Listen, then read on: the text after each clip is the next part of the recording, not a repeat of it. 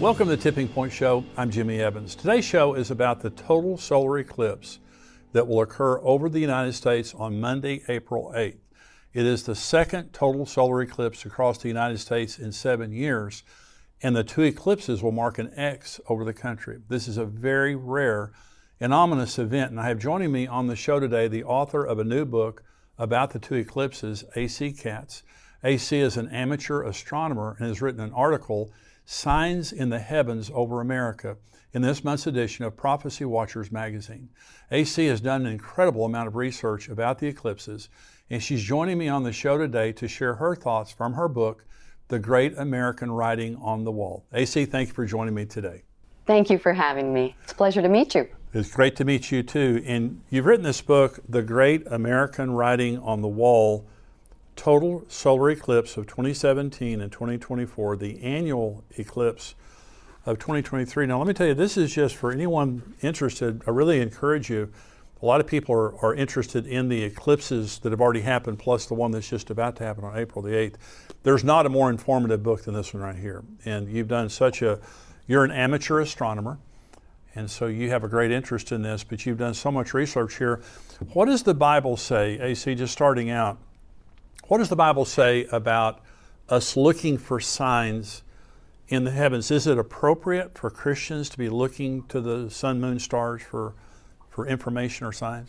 And we have an example with the Magi, of course. When they saw the star, they rejoiced with exceeding great joy, and it led them to the Messiah. And even Jesus tells us, he tells us where we can look. He warns us and tells us in Luke 20:11, there will be great earthquakes along with famines, epidemics in various places, and there will be terrors along with great signs from heaven. Right. We also have a very important one, and that is Genesis 1:14. And God said, let there be lights in the expanse of the sky to separate the day from the night, and let them be for signs, le'ot, and for seasons, the moedim, and days and years. And he called it good. There's a definite distinction between the two. The Moedim would be for the Jewish feasts and solemn assemblies, and we've seen a lot of work done on that. And so I'm focusing more on le'ot, the signs. And they're a signal, a flag, a beacon, omen, evidence, mark, miracle, promised by prophets as pledges of certain predicted events. So there we have it right there, that God tells us why he designed the heavens, and it's for signs also. Also, we have Psalm 19:1 and 2, and it says, the heavens declare the glory of God, the skies proclaim the work of his hands. Day after day they pour forth speech, night after night they reveal knowledge. Well, who are they speaking to, and who are the recipients of that knowledge? Well, it's us. Yeah. So we have permission to look in the heavens. We know that's the very format that God created for us to view signs. Yeah. Well, you talked about the Magi. You know, they found Jesus through a star. And, absolutely. And everyone could see the same star. You know, the same star that they followed, anybody else could look up and see it, but they just weren't watching. Exactly. And so exactly. I know that a lot of people, there's a confusion between astrology and astronomy. Okay, so you're not talking about astrology. You're talking about astronomy. Not at all. Not at all. As we can see, God has already ordained the heavens for the very format that we can look. But astronomy, yes, God called it good. And isn't it interesting how the devil likes to pervert everything that God calls good? And that's what he did with astrology. A lot of times you have Jupiter, and that was the Greek god Zeus, right? And then Venus, the Roman goddess of love. You know, you give them personalities, and it's just a perverted, worshiping them, making sacrifices to them. There are many different ways that people are involved in astrology, but that's not what we're looking at. We're looking at the wonderful signs in the heavens that God created for us in his creation, the heavens and sun and the moon and stars. Well, Jesus said in Luke 21 that you just read concerning the end times, there'll be signs in the sun, moon, and stars. Well, signs point to stuff.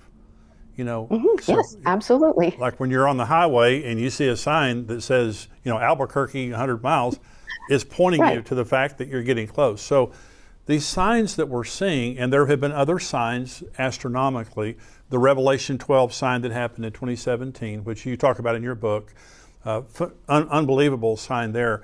But this is not the only sign, but these two, actually there's three eclipses we're going to talk about, but this is a major, major sign of something happening to America. Do you believe that?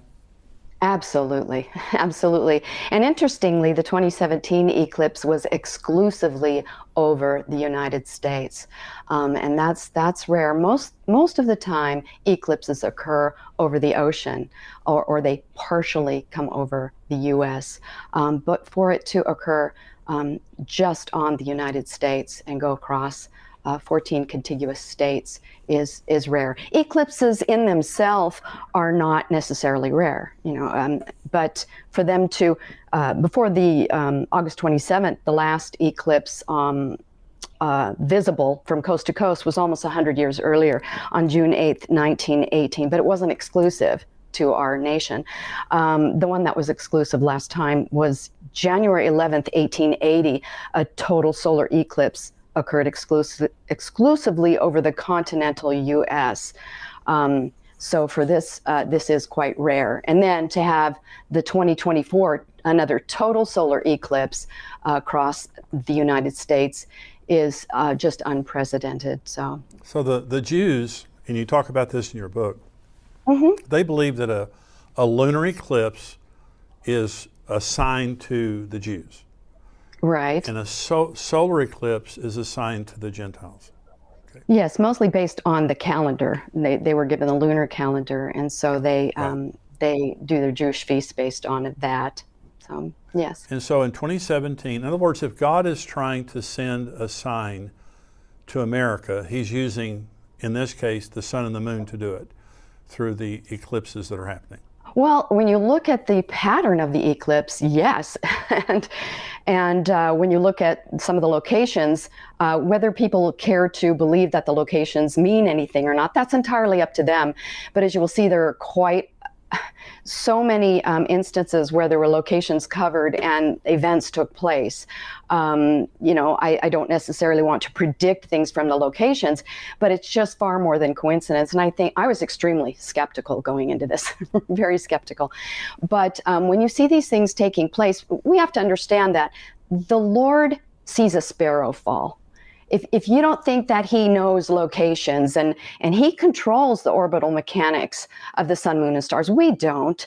So if we just look at the path of totality, and that's really what I would like to focus on, and I'll explain what the path of totality is so that people understand why we really should focus on that. Because if we don't, we go off into the other areas, and we can just pick and choose whatever we want and kind of make whatever story we want out of it. So I'll explain the path of totality. Excuse me. It's the shadow cast on the earth when the moon goes in between the earth and the sun, and it draws a very narrow corridor over the United States as it did. And that's called the umbral shadow. It gets 100% dark there. You see 100% totality as the disk covers the sun completely. Everyone within that pathway will see 100% totality. Outside of that, you don't. You see it in very varying degrees in crescents as you go out. Now there's a difference, and now that has to occur in what is called perigee, as the moon is orbiting around the earth. When it is closest to us, that is perigee. And that when it appears from Earth, it appears at its largest, whereas when it's in apogee, it's further away. So it must happen in perigee to get that total solar eclipse. Interestingly, the sun is 400 times larger, and yet it is 400 times further away. So wow. An eclipse is meant to be viewed from Earth, and nowhere else does that occur anywhere else wow. in the solar system. So many things have to line up, and including it just so happens that the moon is at a 5.1% tilt of the Earth's orbital plane. And so it's kind of like a gyroscope. As it goes around, it has to hit this certain section, and that's called the node, right to line up with the sun. And it doesn't always do that. And when it does, it can still be, a total solar eclipse, but out in the ocean. So many things have to line up for this to occur. And then for it to draw this X across the United Right. States is just amazing. You see how God is in control. Also, I should mention what an annular eclipse is, Yeah. because that's what the October 2023 eclipse is. And this is why I didn't quite, some people said that I missed the Aleph, and I didn't miss the Aleph. I did see it. If you want to see, it's there. But I just want people to understand that it is different. And an annular eclipse is when the moon is in a different type of orbit. It's an apogee, where it is furthest from the Earth. So when it traverses in between the Earth and the sun, it's further away, so it appears smaller, and it doesn't cover. It's not a total coverage of the sun's disk. So you do see the ring of fire, but it grows dim where you are in the path, but it doesn't grow dark. And it's not called the path of totality, it's called the path of annularity. So it's kind of like if you're going to draw an initial using a Sharpie and then a piece of chalk and then a Sharpie. So again, people do want to see it's an Aleph, that's all right. But I just wanted to understand the difference. And that's why I was focusing on the two total solar eclipses, because those are extremely rare. And we're going to put that up on the screen. The Aleph you're talking about, that's a Hebrew letter. And so the three eclipses make an Aleph. Yes, they do. The X plus the 2023. And so, and I think that's very significant, AC. You know, I mean, yes. but even the X by itself is significant as it relates to the Hebrew alphabet. Right. Yeah. One thing I was covering before about the Aleph is, yes, it makes the Aleph, but even if you're just focusing on the 2017 and the 2024 eclipse, because they are both total solar eclipses and 7 years apart, the 2017 eclipse does cover a location called Alpha, which is just Aleph in Greek. Wow. And the 2024 covers actually two locations, Omega, which is two Tavs. So, so Alpha or Aleph and the Tav are covered in both of those total solar eclipses. But whatever way you want to look at it, it's there, and it's quite amazing. Okay, talk about the 2017 eclipse. Talk about some of the places that it went over, because I think it's very significant. You're not hyping this up. You're just looking at, you know, the path of totality in 2017. We're going to talk about 2024 here in just a minute, but talk about some of the places it went over. Well, there are so many. Actually, in the 2017 eclipse, I've actually recorded 177 locations with, I think I have eight color maps in there, and they're pinpointed locations, also descriptions and how they apply to scripture, many scriptures throughout the book, which is what's important, because I want people to, read their Bible and find those scriptures. That's what it's all about. That's the number one book, but it really points you towards that and everything that's taking place. And many of these locations and events are spoken of in the Bible.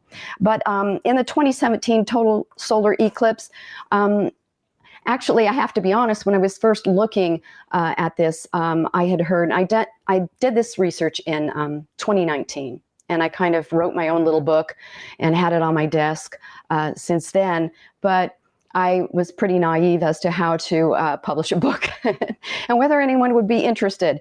But my goal was to find out if these locations that I was hearing about and seeing in maps were indeed true or kind of hyped. I didn't know. But so I did, having seen the map of 7 Salems, I wanted to check and see if there were indeed 7 Salems. And I'm sorry, I don't want to disappoint people, but the map that's going around, there's no Salem, Wyoming in the path. And Salem, Missouri does exist, but it's not in the path of totality. And if people find other ones, I would be just as excited as them to see those. But really, it's mostly Oregon, Idaho, Kentucky, Nebraska, and I think South Carolina. I have it marked down. But and it's in the book. But while doing that, I found so much more. I was stunned to see that at the beginning of the 2017 eclipse, and I see it as a 7-year period. You have this whole eclipse across. At the very beginning of the 2017 eclipse, you see the city of Donald. And I thought, Donald, that's, everybody knows who Donald is, especially back in 2017, right? There was only the Donald. Well, he just so happened to become the president of the United States at that time. He was 70 years old. It was 70 years from the UN decree to reestablish Israel. Wow. The city of Donald is actually part of the Salem Metropolitan Statistical Area. And we know that Salem is another name for Jerusalem, right. Jerusalem. And then December 6, 2017, he announced that something no previous president officially declared while in office, and that is Jerusalem is the capital of Israel. And he opened the U.S. Embassy there in May 2018. So there you have a location. It's just there. It can't be denied. The eclipse crossed it, and these events took place. So you can't ignore that. But if people want to call it coincidence and don't think it means anything, that's up to them. That's all right. But then we move on to McCain Garb, which was another location just a little bit further. Look like, if you're going to stretch it out over a 7-year period. And then Senator McCain passed away. There's so many other locations. I can't go through all of them, but there's a grouping of Salem, Shiloh, and Fair Dealing. Very interesting, because on September 15th, 2020, the signing ceremony for the Abraham Accords by Trump's son-in-law, Jared Kushner, occurred on September 15th, 2020. And that's Salem, Shiloh, and Fair Dealing. And that's pretty amazing if you delve into that further. I'll mention some others, and then we can move on to the crossover point. There is a location as you get further towards the middle of the 2017 eclipse, and that's St. Joe. Now, it didn't say St. Joseph or Josephine or anything. It's just St. Joe. Now, some people may say this is a stretch, and that's fine. But you have Joe and Saint, and Joe Biden became the president in 2021, and he's also Catholic. So, okay, maybe it's a stretch, but it's right next to Washington Defiance together, which had January 6, 2021. So I know you can say it's a stretch, but it's there. I didn't make it up. So we'll go on to the crosshairs of the 2017 and 2024 eclipse. Now, there's a crossover point. But what I'm going to focus on is you have the path of totality, right? Where everyone in that path, in the umbral shadow, sees 100% of the eclipse. Just as it moves away from the center of that umbral shadow, the duration is going to be shorter. So what I was looking for was the location that was right on the crosshairs and the longest duration. And what I found, the closest town in the crosshairs on the exact astronomical map is Maconda, and that's Maconda, Illinois. Now, I know some people say it's Carbondale, and Carbondale is a large city. It is still within the path of totality, but it isn't in the depth of the umbral shadow as Maconda is. And interestingly, the word Maconda in African origin means woman of strength, and in Sanskrit origin, which is an ancient language of India, is woman of power. And Kamala Harris has long identified as both Black and East Indian. And at that point, right about that 2021, that's when she became the Vice President of the United States. So not only is she the second African-American woman and the first South Asian American senator in history, but she is presently the Vice President of the USA, and she is the most powerful woman. And again, with Donald Trump and Kamala, it doesn't matter whether you like them or dislike them. That has nothing to do with it. These are just the facts. Yeah. So, and what I found also interesting was with Maconda, I wanted to find out, well, okay, what else is special about Maconda? And I found out that the Black Vulture Festival occurs there, the annual Black Vulture Festival. And that was really interesting to me because, they gather there. And if we look to Jesus, and what he was saying was he was pointing out towards the end the spiritual decay and spiritual deception that would be taking place. In Matthew 24:28, he says, just as the gathering of vultures shows a carcass is nearby, so these signs indicate the end is near. So, has America become a carcass? Well, personally, I think it has. I think it's a carcass. The vultures are circling above, just waiting to swoop down. That's how I see it. And as we know, with the black vulture, it says in Leviticus 11:13, and these you shall regard as an abomination among the birds. They shall not be eaten. They are the abomination, the eagle, the bearded vulture, and the black vulture. And the eagle it's speaking of is not the American bald eagle. It's a type of vulture. But the black vulture. And then, of course, in Revelation 8:2, Babylon the Great is fallen, and has become the habitation of devils and the hold of every foul spirit and a cage of every unclean and hateful bird. So I think it's something that we need to take a look at. And the black vultures haven't been migrating there for very long. I think maybe it's 20 years. I could be wrong about that. But the point is they are gathering there. And to me, we're a carcass. I'm sorry, but that may not make people very happy. But then also within that area is Giant City State Park, right there in the crossovers. Where have we heard of giants before? Well, Genesis 6, right? And again, Giant City State Park was named for its unique impressions. It looks like it was inhabited by Nephilim and giants, thousands of years ago. But when did we hear about giants? Well, Jesus said in Matthew 24, as it was in the days of Noah. That's right. And the days of Noah were not really a party time. I know a lot of people say, well, it was business as usual and they were being given in marriage. It wasn't the type of marriages that we have going on, nice receptions with big tall cakes and white gowns and throwing bouquets all over the place. It was entirely different. And if people want to look back on Genesis 6 and find out what was taking place at the time, in Genesis 6:4, there were giants in the earth in those days, and also after that, when the sons of God, B'nai Ha-Elohim, came unto the daughters of the men. Benot Ha-Adam is the word that was used in Hebrew. So you can see it's daughters of men. But B'nai Ha-Elohim is spoken in Job 38:7. And at that time, he was talking of the sons of God. That was before Adam was ever created. So it's not the sons of Seth when he speaks of B'nai Ha-Elohim here. Came in unto the daughters of men, and they bore children unto them, and the same became mighty men who were of old, men of renown. So it's speaking of the Nephilim and the giants there. Now, this is not an area that I'm an expert in. I do go into it a bit in the book, but there are those out there who've done quite a bit of work on that. And I know L.A. Marzulli, Gary Stearman, I think it's Tim Chaffee, but there are a lot of books out there. So again, I'm not the expert on that, but there are people who are interested in that, and I would recommend. There are many people, AC, and like you said, L.A. Marzulli and others that have talked about that. Mm-hmm. And I had Billy Crone on the show recently, and he was talking about, the aliens and the things that are happening right now. So anyway, go ahead. But that is they have wonderful, in-depth information, and I absolutely recommend them if people want to get into it. There are many subjects that I go through in the book, and I always recommend, it gets to biblical prophetic wars. Go to Bill Salish. That is not my area, but do that. So anyway, as you go into Giant City State Park, we find the Devil's Stand Table, amazingly. The Devil's Stand Table is a unique geologic formation, and it's dominated the landscape there.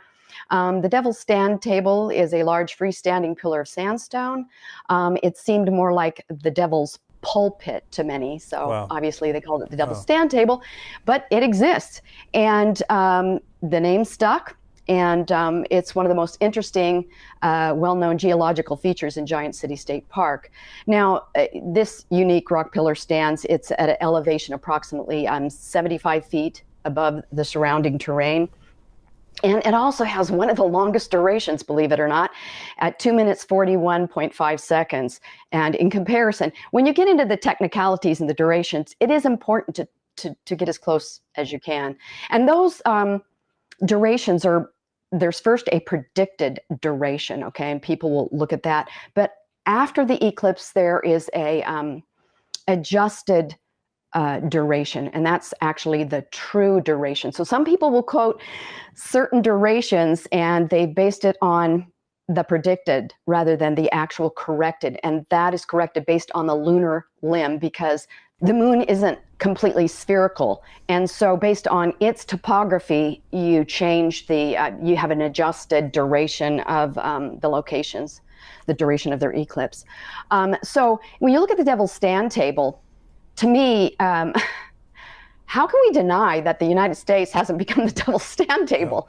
You know, it's pretty obvious to me, and we are the location of, you know, the UN. But the things that we've been doing as a nation, that's how I see it.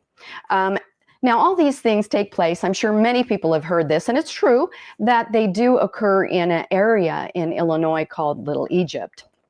And that's very interesting.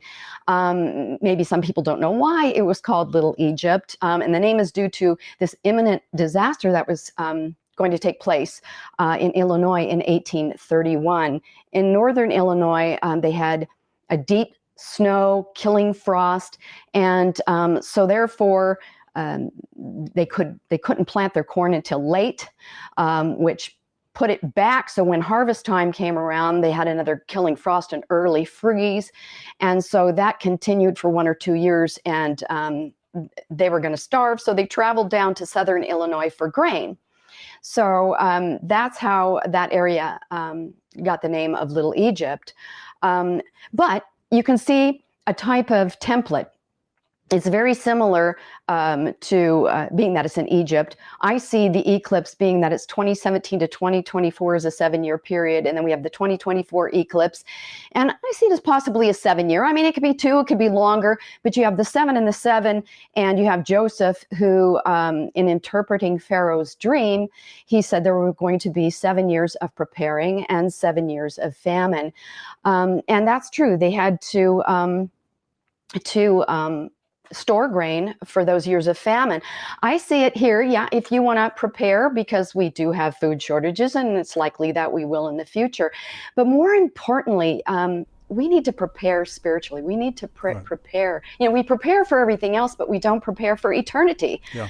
And we need to focus on that, because not only may there be food shortages, but most of all, I think we're going to see a 7-year famine of spiritually, you know, because of the trajectory of this United States. So I definitely see a comparison there.